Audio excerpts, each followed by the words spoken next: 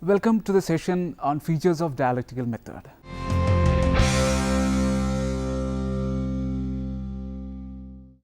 The dialectical method. Dialectic is the method of progression among concepts whereby a more true or adequate concept is generated from inadequate beginnings through overcoming the oppositions intrinsic to them. Origins. The term dialectic is used by Plato to describe the method of Socrates, who used to seek philosophical truth through disputation. In ancient Greece, dialectic was a kind of disputation undertaken as a game or exercise in which questions were asked and answers for the most part had to be yes or no. This is for Plato a method preeminently suited to finding truth, no matter whether the dialogue is carried on with another person or in one's own mind. Aristotle deals with dialectics in his topics books 7 and 8 and contrasts it with the inferior methods of disputation used by sophists. But Aristotle also thinks that dialectic, which teaches how to argue for or against a certain opinion, is inferior to logic, which teaches how to establish proofs. Later in the modern period, Kant gives a far more comprehensive meaning to the term, and it is this meaning which Hegel adopts, and by making use of it in a manner wholly antipathetic to Kantian philosophy, develops it into the cornerstone of his philosophical system. We will focus on these two important expositions of the method. Kantian dialectic. In the second part of Critique of Pure Reason, Kant diagnoses the failure of pure reason, trying to show that the attempt to employ concepts outside the limits prescribed by their empirical application leads inevitably to fallacies in the form of paradoxes, incoherencies and direct contradictions. This inevitable tendency of reason to transcend the limits of intelligibility Kant calls the dialectic of reason. Kant tries to show that all the traditional metaphysical arguments, specifically rationalist ones, arguments about the substantiality and immortality of the soul, the infinitude of the universe, the necessary existence of God and the reality of free will, are inevitably grounded in contradiction and paradoxes. The principal and most compelling instance of such reasoning is that as to the existence of God, and it is to the refutation of the traditional arguments for God's existence that Kant turns his attention in much of the dialectic. In particular, he presents a famous refutation of the ontological argument, a refutation which a great many have chosen to regard as conclusive and also as damaging to the whole enterprise of rational theology. According to the ontological argument, the idea of God being conceived as the idea of a perfect being, his existence should be contained among his necessary attributes. For to conceive of perfection and yet to conceive of it as non-existent is to conceive an impossible contradiction in terms. A non-existent perfection would not be perfect. Hence, God must exist. Kant's refutation of this consists of an argument that turns on the premise that existence is not a predicate. No concept can imply its own instantiation, and the logical character of existence is misrepresented by any attempt to make it part of the concept of a thing. It is therefore impossible, Kant argues, to advance from the concept of God to the existence of God. Thus, for him, the dialectic is the process of fallacious reasoning by which reason arrives at untenable knowledge claims concerning the self, the world as a whole, and God. Hegelian dialectic. In the Kantian analysis, it is not entirely clear whether the limits of human understanding and the limits of truth are one and the same, or whether, on the contrary, he is hinting at a world of things in themselves about which we can at least know that we do not know them. Because of this ambiguity, it has been possible for Hegel to interpret Kant's critique of pure reason as eventually upholding the same. The Kantian contradictions, Hegel thinks, are only contradictions from the limited point of view of the understanding. They therefore provide a kind of logical impetus to transcend that point of view into the world of pure reason itself, from the perspective of which these and many other contradictions could be resolved.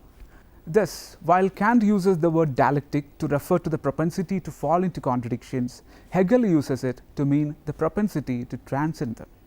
This process of transcendence is the true course of logic, and dialectic in the Hegelian system, as explicated in his work Science of Logic, is the name for the intellectual pursuit whose end point is not limited or partial, but on the contrary absolute truth itself.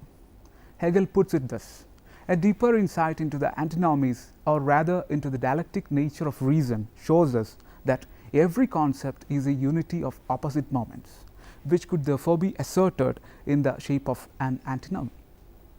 Modern conceptions of logic have tended to the view that logic is an instrument whereby consequences of some premise are derived. Logic is powerless to give knowledge until the premise is determined. This is emphatically not Hegel's view. He thinks that the premise of logic is determined by logic itself. The premise of logic is pure indeterminate being, being conceived without any of the particular determinations through which it makes itself manifest to the understanding. For him, being is the single great a priori concept, from reflecting on the nature of which we arrive at an a priori theory of reality.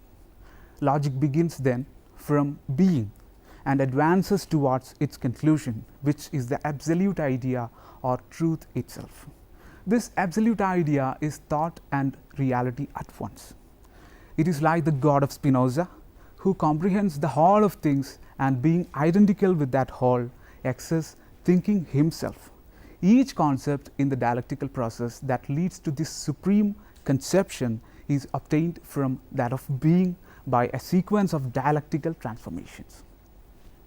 It should be noted that this conception of logic is inspired from a unique explication of Kantian system by Jean Gottlieb Fichte in his book Science of Knowledge. The task of any such philosophy as Kantian is to discover the absolutely unconditioned first principle of human knowledge. He says there. In that endeavor, logicians offer an instance of necessary and indisputable truth in the law of identity, that is, A is equal to A. But even in that law, something is presupposed that we have yet to justify, namely the existence of A. I can advance to the truth of A equal to A once A has been posited as an object of thought. But what justifies me in positing A? There is no answer. Only if we can find something that is posited in the act of thinking itself will we arrive at a self-justifying basis for our claims of knowledge. This thing that is posited absolutely is the I, for when the self is the object of thought, that which is posited is identical with that which posits. In the statement that I equal to I, we have therefore reached a bedrock. Here is a necessary truth that presupposes nothing. The self-positing of the self is the true ground of the law of identity and hence of logic itself. To this first principle of knowledge, which he calls the principle of identity, Fichte adds a second. The positing of the self is also a positing of the not self. For what I posit is always an object of knowledge, and an object is not a subject. That which comes before my intuition in the act of self-knowledge is intuited as not self. This is the principle of counterpositing or opposition, from which, in conjunction with the first principle, a third can be derived, namely that the not self is divisible in thought and opposed to a divisible self. This third principle, the grounding principle, is supposedly derived by a synthesis of the other two. It is the ground of transcendental philosophy, which explores the division of the self by concepts, whereby the world is constituted as an object of knowledge. Coming back to Hegel, what are these dialectical transformations referred to, and what is the structure of reason's dialectic? It should be borne in mind that the terms of Hegel's logic are not propositions or judgments, but rather concepts, and it is concepts in his view that are true or false. But falsehood for him is a form of limitation or incompleteness, whereas truth is a form of wholeness, a transcendence of all the limitations. Then, dialectic is the method of progression among concepts, whereby a more true concept is generated from inadequate beginnings through overcoming the oppositions intrinsic to them. The dialectical process then is as follows. A concept is posited as a starting point. It is offered as a potential description of reality. It is found at once that from the standpoint of logic, this concept must bring its own negation with it. To the concept, its negative is added automatically, and a struggle ensues between the two. The struggle is resolved by an ascent to the higher plane from which it can be comprehended and reconciled. This ascent is the process of diremption, which generates a new concept out of the ruins of the last. This new concept generates its own negation, and so the process continues until, by successive application of the dialectic, the whole of reality has been laid bare. For instance, imagine a kind of impersonal dialectical thought or thinker attempting to understand the world.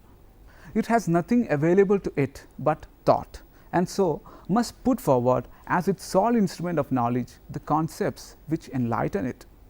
Of necessity, it begins from the single most indeterminate concept, that which is contained in all concepts and yet which is logically precedent to them, the concept of being. But what is being?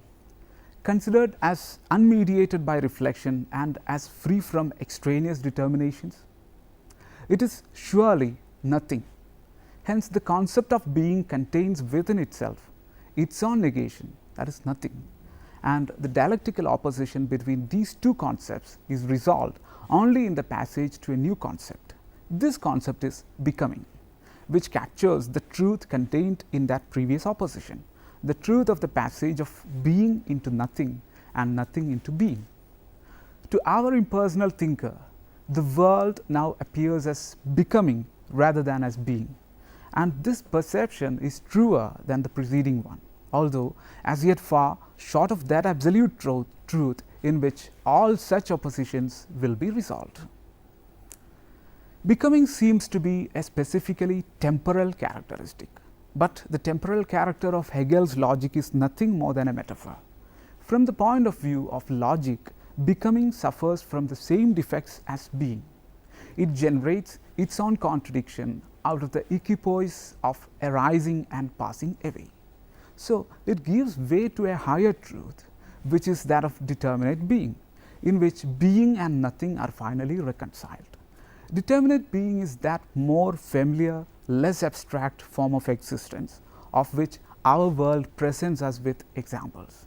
Being becomes determinate by being limited, and so, as it were, incarnate in a certain identity.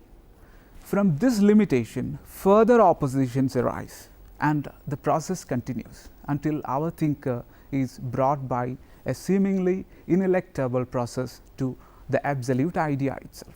So, perceiving the whole of reality as coming forth from what indispensable concept from which all thinking must begin. The dialectic of reason advances from pure immediate being through all the determinations of being which in sum constitute reality, so as to consummate itself in the absolute idea. As I have said, this absolute idea is the whole of reality, the truth of the world and God himself. Nothing exists in actuality that is not some determinant of pure being, and whose existence is not derived from the dialectical working out of that concept. Reason, because it generates everything, comprehends everything. Hence, in a famous phrase, the real is rational and the rational is real. Everything which exists of necessity, but it exists not in virtue of some eternal essence, but in virtue of the struggle of reason to constrain its successive concepts to give birth to their ever more detailed progeny. Hegel calls this struggle labor of the negative, and the world thus generated, being the product of reason, shows the cunning of reason. It reveals itself to reason, so that the apparently contingent can be seen to be really necessary, and the arbitrary and diffuse as directed and whole.